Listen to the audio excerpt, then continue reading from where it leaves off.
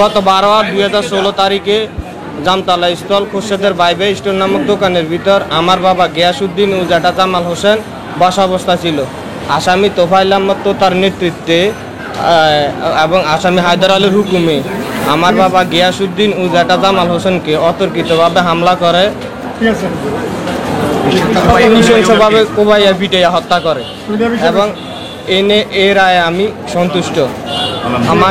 বিরোধ কি ছিল আপনার?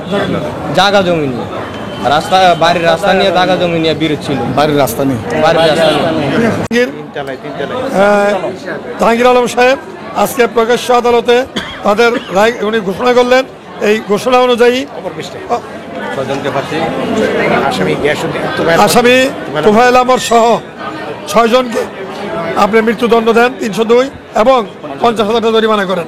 আসামি প্রাপ্ত রইলেন তোফায়েল আহমদ, কামাল হোসেন, আলমগীর হোসেন, মামুন, বাবুল, হারুন রশিদ। ওনাদের প্রত্যেকের মৃত্যুদণ্ড এবং 50,000 টাকা জরিমানা। আর বাকি 7 জন আসামিকে আপনার বলতেছি 7 জন আসামিকে যাবজ্জীবন এবং সেই সাথে 50,000 টাকা জরিমানা রায় দেন। এই যে যাদেরকে যাবজ্জীবন কারাদণ্ডে দণ্ডিত করলেন ওনারা হলেন 1 নম্বর হায়দার আলী, 2 আব্দুল মান্নান, 3 জামাল হোসেন, 4 বাবুল বাসার, কাজী জাকির হোসেন, আব্দুল কাদের, আব্দুল কুদ্দুস। ওনাদেরকে যাবজ্জীবন কারাদণ্ড 50,000 জরিমানা করে।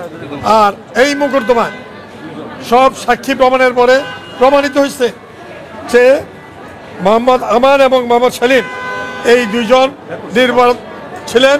তাদের বিরুদ্ধে বাদীর আনিত কোনো সাক্ষী প্রমাণ করতে পারেন নাই।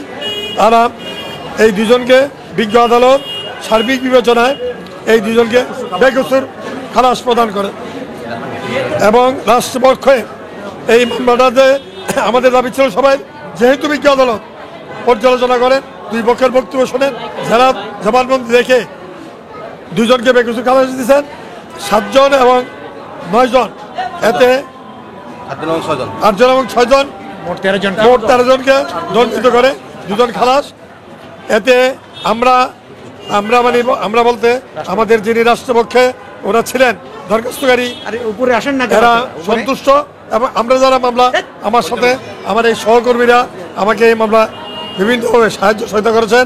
সবাই মিলে আমরা এই মামলাটি অনেক দিন যাবৎ এই মামলা হয়েছে, বিভিন্ন সময়ে দরখাস্ত হয়েছে। সর্বশেষ বিষয় হলো এই যে ন্যায় বিচার প্রতিষ্ঠা হয়েছে। ওই পক্ষ আজকে এই কথা স্বীকার করছে যে বাদী তার ন্যায় বিচার পেয়েছেন এবং আমরা আশা করি এতে দেশে ন্যায় বিচার প্রতিষ্ঠা আর আইনের শাসন প্রতিষ্ঠিত হয়েছে এবং ভবিষ্যতেও আইনের শাসন প্রতিষ্ঠিত থাকবে এই আশাবাদ আমরা ব্যক্ত করি। আমরা